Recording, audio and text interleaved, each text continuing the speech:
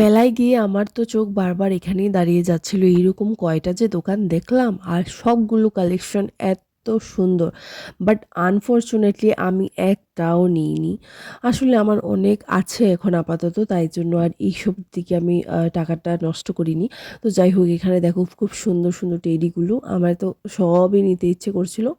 যাই হোক, এরপর হচ্ছে আমরা ঘুরে, ঘুরে সবগুলো জিনিস দেখছি। আর এখানে কিছু, কিছু টুকটাক খাবারও নিয়ে নিয়েছিলাম।